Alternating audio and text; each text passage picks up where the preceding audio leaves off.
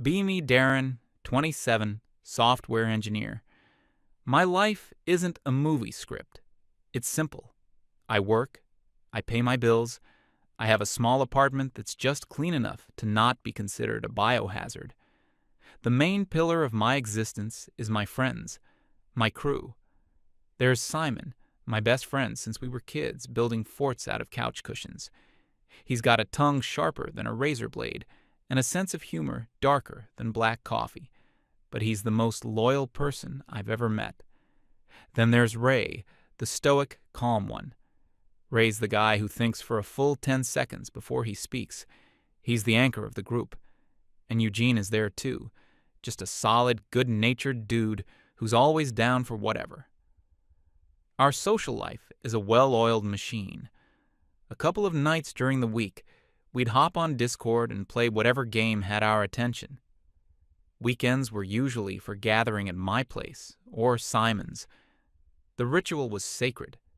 We'd order a mountain of greasy food, put on some ridiculous 80s action movie we'd all seen 100 times, and just talk nonsense for hours.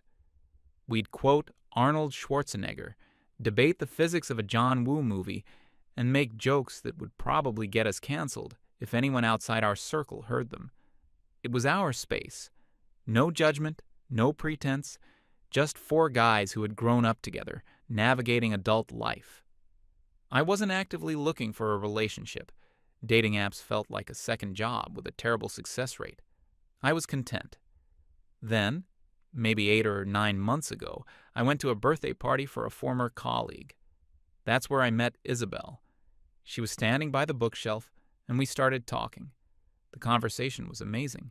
She was smart, really passionate about her work at some nonprofit, and she had this laugh that made me feel like I was the wittiest guy on the planet. She was beautiful, but it was her intensity that really drew me in.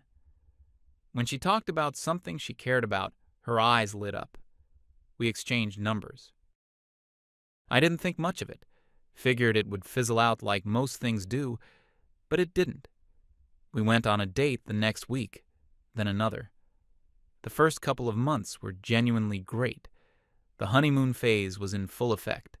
She was thoughtful, she was engaging, we had different interests, but it felt like a good thing.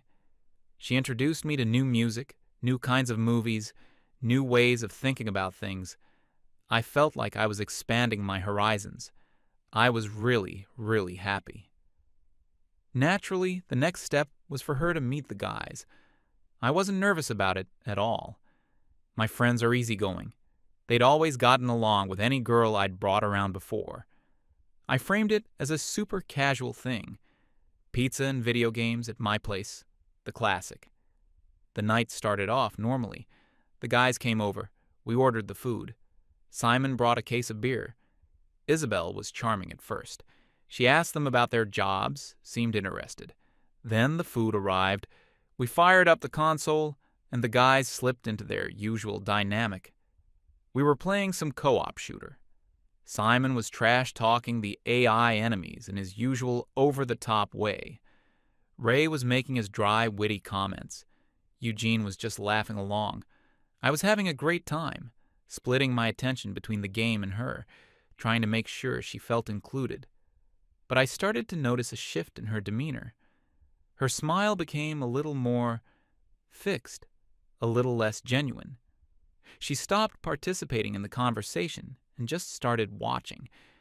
It felt like she wasn't a guest anymore, but an anthropologist observing a strange, primitive tribe. There was a moment when Simon's character in the game got taken out by a ridiculously lucky shot.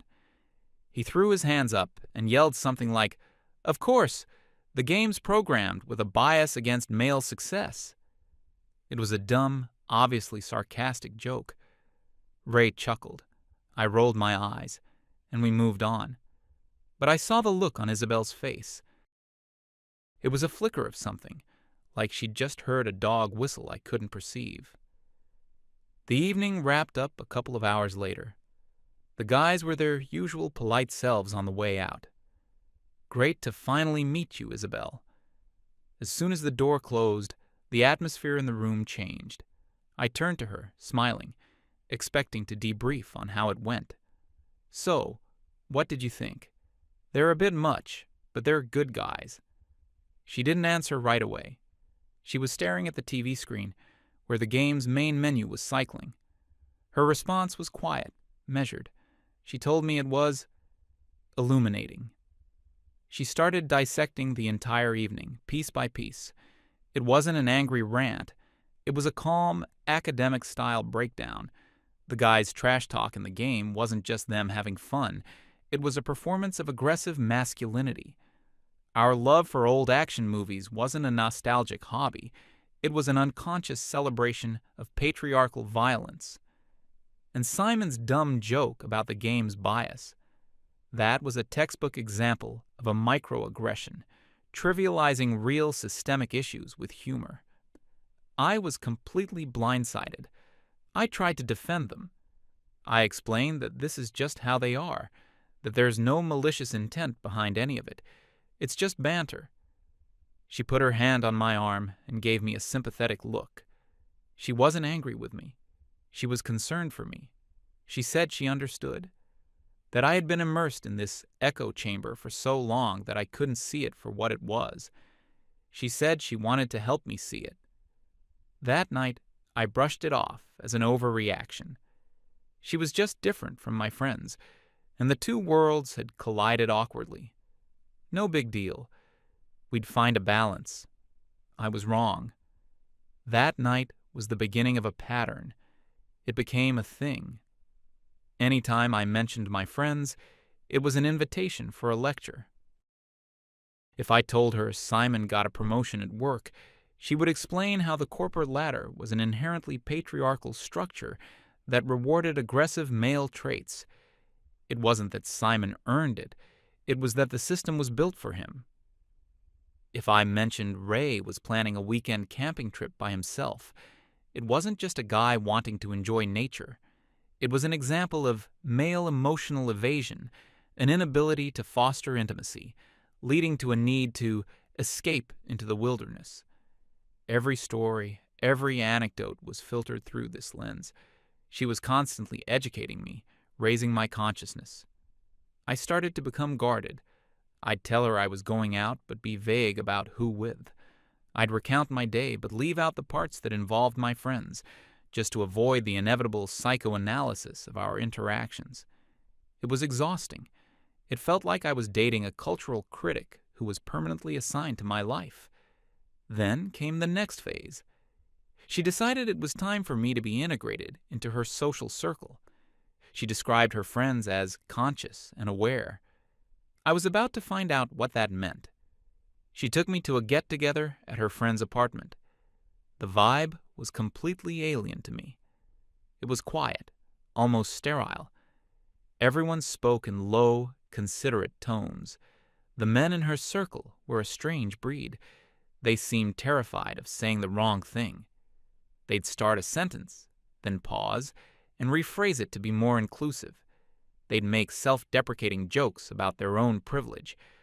One guy literally apologized for taking up too much space in a conversation. I tried to just be my normal self. I told a funny story about a frustrating bug I'd fixed at work. I used a bit of hyperbole, describing the code as a monster. The story was met with blank stares. One of Isabel's friends then asked me if using violent language like monster to describe a problem was a healthy coping mechanism. I felt like I was in a zoo. I was the specimen being observed. Every word I said was being weighed and judged. Isabel was in her element, navigating the conversation with ease, while I just stood there, nodding and trying not to say anything that could be misinterpreted. The car ride home was quiet. I didn't know what to say. She finally broke the silence by telling me she was proud of me. Proud of me for what? For surviving a 2-hour social event without committing a thought crime? She said her friends thought I was receptive and had potential. It felt less like a compliment and more like a performance review. This just made me miss my own friends more. With them, I didn't have to be receptive. I could just be. I didn't have to worry about my words being put under a microscope. The tension came to a head a few weeks later. It was a big game night, a new release we'd all been waiting for. We were all supposed to meet at Ray's place. Isabel insisted on coming with me. I tried to suggest that maybe it would be more fun for her if she had a night to herself, but she was adamant. She said she wanted to make an effort and understand my world.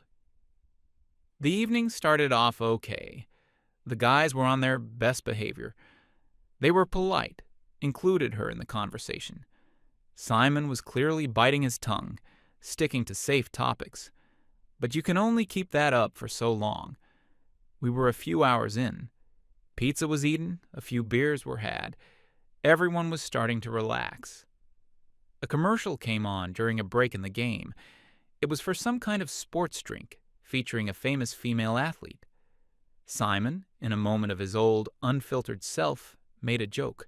It wasn't even that bad. It was a dumb, sarcastic comment about the over-the-top, dramatic tone of the ad. Something like, "Wow, I didn't know drinking that gave you the power to bend space and time." It wasn't about her being a woman. It was about the ad being cheesy. But Isabel's head snapped around. "What is that supposed to mean?" she asked, her voice cutting through the room. Simon was taken aback. "What? It's a dumb commercial." She didn't let it go. She told him that his comment was a subtle way of diminishing a powerful woman's accomplishments by mocking her portrayal, that he was uncomfortable with a woman being shown as strong, so he had to resort to sarcasm to feel superior. The room went dead silent. You could hear the hum of the refrigerator. Ray, ever the diplomat, tried to de-escalate. "Hey, I think it was just a joke about the special effects." Isabel turned to him. "It's not just a joke. Language matters, and that language perpetuates the idea that female strength is something to be ridiculed." Simon just stared at her. His face was a mixture of anger and disbelief. He opened his mouth to say something, then just shook his head, stood up, and said he needed some air. He walked out onto Ray's balcony. The night was completely ruined. We left shortly after. The car ride home was a pressure cooker of silence. I knew a storm was coming. The second we walked into my apartment, it started. It wasn't a lecture this time. It was a tirade. She wasn't just analyzing, she was accusing. Simon was the main target. He was a toxic influence. He was a closet misogynist who used irony to hide his real beliefs. She was shocked that I couldn't see it. She said his presence was actively harmful to me and to her. She claimed she didn't feel safe in a room with that kind of negative energy. I argued back, for the first time with any real heat. I told her she had completely misread the situation, that she had embarrassed me and insulted my best friend in his own friend's home. She looked at me with genuine pity. "They're not your friends, Darren. They're your crutch. They keep you stagnant. They prevent you from growing into a better man." This was the new narrative. It wasn't just that my friends were flawed. It was that they were actively sabotaging my potential, and that she was the only one who could save me from them. After that night, things got worse. The sabotage became more overt. She started planning things for us on the nights I usually saw the guys. Romantic dinners, surprise movie nights, always non-negotiable. If I had plans to go to Simon's, she would suddenly feel unwell right before I was about to leave. A sudden headache, a wave of anxiety. She'd ask me to stay with her? How could I say no? How do you tell your girlfriend that you think her sudden illness is conveniently timed? I felt like a coward. I'd text the guys with a lame excuse. "Sorry, something came up." Feeling under the weather. They never gave me a hard time, but I could feel the distance growing. The inside jokes were happening without me. They were playing games I hadn't even heard of. I was being slowly and methodically, surgically removed from my own life. I felt a constant low-grade resentment simmering inside me. Resentment toward her for putting me in this position, and resentment toward myself for letting it happen. My relationship with my friends became strained. My relationship with her became a tightrope walk over a pit of potential arguments. The breaking point was building, and I knew it. The final piece of the puzzle was the annual trip. For the last 10 years, since we finished high school, the four of us have had a tradition. Once a year, usually in the summer, we rent a cabin by a lake for a long weekend. It's the one event that is absolutely sacred. No girlfriends, no wives, no work. Just us. We fish, we grill, we sit around a campfire and talk until 3 a.m. It's the highlight of our year. It's our reset button. I knew bringing this up with Isabel was going to be a problem. I postponed it for as long as I could.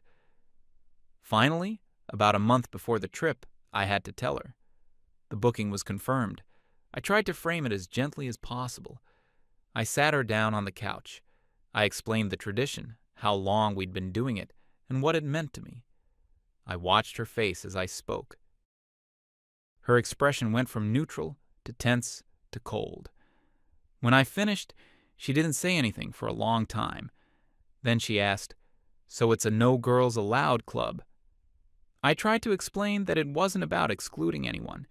It was just about having this one weekend for us to connect, just the four of us, like we always have. She saw it differently. It was, in her words, a ritual of patriarchal bonding, a regression into adolescent male behavior, a weekend dedicated to reinforcing the toxic norms she was trying so hard to help me unlearn. The argument that followed was the biggest one we'd ever had. She accused me of not being serious about our relationship, of prioritizing a childish boys' trip over her comfort and our future together. I pushed back. I told her that this trip was important to me, that my friendships were important to me, and that I wasn't going to give them up. The fight didn't resolve anything. It ended with her going into the bedroom and slamming the door. We lived in a state of cold war for the next week. We barely spoke. The air in the apartment was thick with tension. I knew a final confrontation was coming. I just didn't know how it would play out. She thought she was backing me into a corner. She thought she was making me choose between my past and my future. In reality, she was just making the choice clearer than it had ever been before. The week leading up to the trip was probably the worst of my entire life. It was a masterclass in psychological warfare. We were living in the same apartment, but it felt like we were separated by a pane of soundproof glass. The silence was deafening. Every small noise, like a fork clicking on a plate or the turning of a page, felt like a gunshot. We'd eat breakfast at the same table without looking at each other. She'd be scrolling through her phone with a grim, focused expression. I'd be staring into my coffee cup as if it held the answers to the universe. We slept in the same bed, but on opposite edges, a frozen sea of duvet between us. Her silent treatment wasn't passive. It was active. It was a weapon. It was designed to make me feel the weight of her disapproval in every moment of every day. She'd sigh dramatically whenever I walked into a room. If I asked her a direct question, she'd answer with the bare minimum number of words, her voice flat and devoid of any emotion. Yes, no, it's fine. It's fine was the worst. We all know it's fine is the universal code for a storm of apocalyptic rage is brewing behind this calm facade. She was making me work for every single interaction. She was making me feel the friction, the heavy cost of my decision to not immediately capitulate to her demands. A couple of times, I almost broke. The pressure was immense. I thought about just giving in, about calling Simon and telling him I couldn't make it, just to make the silence stop, just to have peace in my own home again. But then I'd think about what that would mean. It would mean I was letting her win, not just winning an argument, but winning control over my life, over my identity. It would mean admitting that my friendships, my history, were less valuable than her ideology. It would mean cutting off the guys who had been there for me through everything: bad breakups, family emergencies, career setbacks, the guys who had never asked for anything but my company. And for what? So I could be molded into someone her conscious friends would approve of. So I could be her project? No, I couldn't do it. So I held firm. I continued to prepare for the trip, doing my laundry, checking my fishing gear. Each normal action felt like an act of quiet rebellion. The night before I was due to leave, the Cold War finally ended, and the hot war began. I was in the bedroom, packing my duffel bag. I was trying to be quiet, methodical. A pair of jeans, a few t-shirts, a warm hoodie. She was standing in the doorway, leaning against the frame, watching me. She hadn't said a word for 10 minutes. Her arms were crossed, and her eyes were just burning into me. I could feel her stare on the back of my neck. I finally zipped up the bag and turned to face her. I was ready for it, whatever it was. She finally spoke. Her voice was dangerously calm, which was always a bad sign. She told me she had been doing a lot of thinking, about us, about our future. She said she had invested so much emotional labor into our relationship. She had tried to be patient. She had tried to guide me. She laid out her case like a prosecutor giving a closing argument. She wasn't just my girlfriend, she explained. She was trying to be my partner in growth. She saw so much potential in me, but it was being suffocated. It was being suffocated by my refusal to let go of the toxic attachments of my past. And my friends, she said, were the embodiment of that toxicity. Simon, in particular, was the ringleader. She launched into a full character assassination of my best friend. His sarcasm wasn't a defense mechanism. It was a weapon used to maintain his male ego.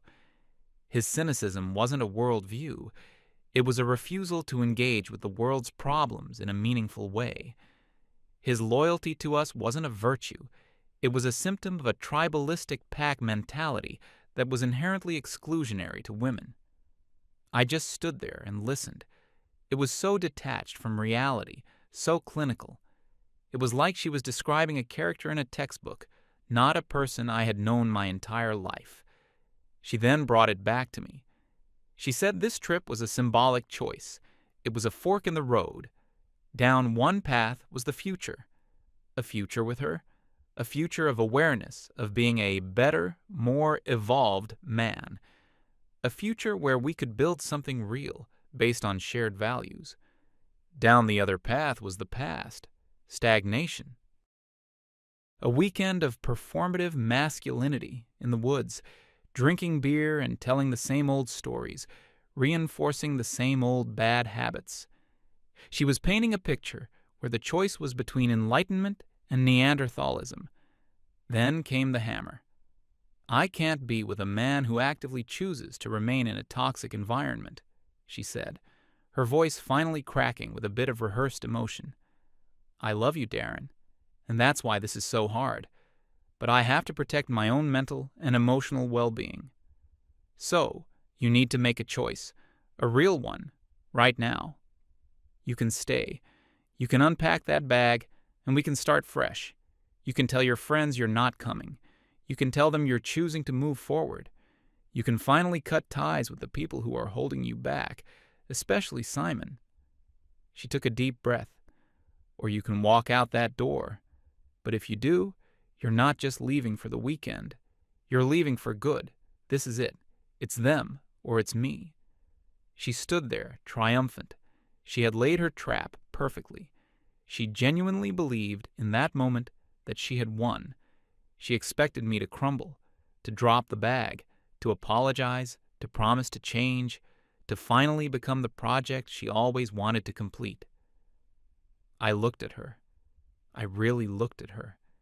And for the first time, I didn't see the woman I'd fallen for. I saw a stranger, a zealot who saw the world not as a collection of people, but as a collection of ideologies. I saw someone who didn't love me for who I was, but for who she thought she could turn me into. All the anxiety, all the resentment, all the pressure from the past few months just evaporated. In its place was a profound, ice-cold clarity. There was no choice to be made. The choice had already been made for me by her actions. I picked up my duffel bag. It felt lighter than it had a minute ago. I looked her straight in the eye and said, "Okay." Just that one word. The look on her face was something I will never forget. It was a cascade of emotions. Confidence, then confusion, then disbelief, then sheer, unadulterated shock. Her mouth opened slightly. "Okay? What do you mean, okay?" I walked past her, out of the bedroom. I didn't feel angry. I just felt done. She followed me to the front door, her voice rising in pitch. "You're serious? You're actually choosing them? After everything? After all the work I've put into us? Into you?" I stopped at the door and turned back to her. "They're my friends," I said, my voice as calm as I'd ever heard it. "They've known me for over 15 years and have never, not once, tried to change who I am. They just accept me. You've known me for less than a year, and all you've tried to do is tear down my life and rebuild it into something you find acceptable." "So yeah," I said, putting my hand on the doorknob. "I'm choosing them. We're done, Isabel." I opened the door and walked out. I didn't slam it. I just closed it quietly behind me. I walked down the hall, down the stairs, and out into the cool night air. I didn't look back. The drive up to the cabin was surreal. It was about a 3-hour trip. For the first hour, I just drove in silence. No radio, nothing. Just the hum of the engine and the sound of the tires on the pavement. My mind was empty. I wasn't sad. I wasn't angry. I was just numb, like I'd just been through some kind of surgery. Then, a strange feeling started to creep in. It was relief. It was a massive, overwhelming wave of relief. I felt a weight I didn't even realize I had been carrying just lift off my shoulders. The constant tension in my jaw, the tightness in my chest. It was gone. I could breathe again. I pulled into a gas station, filled up the tank, and went inside to grab a coffee. As I was standing in line, I realized I was smiling. A genuine, unforced smile. I finally got up to the cabin a little after midnight. The lights were on, and I could hear music and laughter from inside. I took a deep breath before I walked in. The moment I opened the door, all three of them looked up. Simon was the first to speak. "Look what the cat dragged in. We were about to send out a search party." I managed a weak smile. I dropped my bag on the floor. Ray, ever the observant one, looked at me, then at my single bag. His expression changed. "Hey man, you okay?" And just like that, it all came out. I told them everything. The constant critiques, the lectures, the attempt to integrate me into her social circle, the sabotaged plans. I told them about the fight over the trip, the week of Cold War, and the final ultimatum. I expected them to be angry on my behalf. I expected an "I told you so" from Simon. But that's not what I got. They just listened, patiently. When I finished, the room was quiet for a moment. Then Simon stood up, walked over to the fridge, and grabbed a beer. He opened it and handed it to me. He put a hand on my shoulder. "You made the right call," he said, his voice serious, all the usual sarcasm gone. "We've got your back, always." Ray and Eugene nodded in agreement. There was no gloating, no celebration, just quiet, unwavering support. They understood. And that's when I knew, with 100% certainty, that I had absolutely made the right decision. The rest of the weekend was exactly what I needed. We didn't talk about Isabel again. We didn't need to. We just fell back into our old rhythm. We spent the next day out on the lake, fishing. We didn't catch much, but it didn't matter. We just sat in the boat, enjoying the sun and the peace. We made a massive barbecue that evening. We sat around the campfire for hours, telling stupid stories from high school. For the first time in months, I felt completely, utterly myself. I didn't have to watch my words. I didn't have to analyze my own thoughts. I could just exist. I was home. When I got back to the city on Sunday night, I went to my empty apartment. It felt strange, quiet. But it wasn't the oppressive, hostile quiet of the week before. It was a peaceful quiet. It was my space again. I had a bunch of missed calls and a wall of text messages from her. I didn't read them. I just deleted the entire conversation thread. Then I went on social media and saw she had already unfriended me. A few hours later, I saw through a mutual acquaintance's page that she had posted a long, vague status update. It was all about the painful but necessary process of removing toxic elements from one's life, and the disappointment of realizing someone you care about isn't willing to do the work of personal growth. It was so predictable, so self-serving. She was already spinning the narrative to make herself the hero, the victim. I wasn't even angry. It was almost funny. I blocked her number. I blocked her on every platform I could think of. I was done. It was time for a clean break. Life started to go back to normal, or a new kind of normal. I saw my friends more. We fell back into our easy routine. Game nights, movie nights. It felt like I was reconnecting a vital part of myself that had been unplugged. My work improved. My sleep improved. I just felt lighter. A month or two went by. Life was good, quiet, but good. Then one day, I got a message from that former colleague whose birthday party I'd met Isabel at. We weren't close, but we were friendly. She was asking how I was doing. We exchanged some pleasantries, and then she dropped the bomb. She told me she had been at a friend's place the other night, and Isabel was there. And apparently, I was the main topic of conversation. Isabel had spent a good 20 minutes complaining to the group about her dating life. She went on a long rant about how impossible it was to find a good man. She talked about how men were emotionally stunted, how they were afraid of commitment, and how they were too fragile to handle being challenged by a strong woman. And then she said it. The line that brought everything full circle. She looked at the group with a perfectly straight face and said, "It feels like all the decent guys are already taken, and the rest are just emotionally unavailable misogynists. There are no good men left." My colleague said the lack of self-awareness was so staggering, the whole room was just awkwardly silent. When she told me that, I just started laughing. A real, deep belly laugh. The irony was just too perfect. She had found a good guy. A guy who cared about her, who was loyal, who was willing to grow with her. And she had systematically driven him away because he wasn't the right kind of good guy. He didn't fit her pre-approved, ideologically pure mold. She hadn't dodged a bullet. She had been the one holding the gun, and she had shot herself in the foot. And now she was out there, alone, complaining about the very problem she had created for herself. The story ends here, really. It's a few months later now. I'm sitting in my apartment. It's clean. It's peaceful. Simon and Ray are on my couch. Eugene is on his way. We're arguing about whether Die Hard is a Christmas movie. A classic, meaningless, wonderful argument. There's pizza on the coffee table. And I'm happy. Genuinely happy.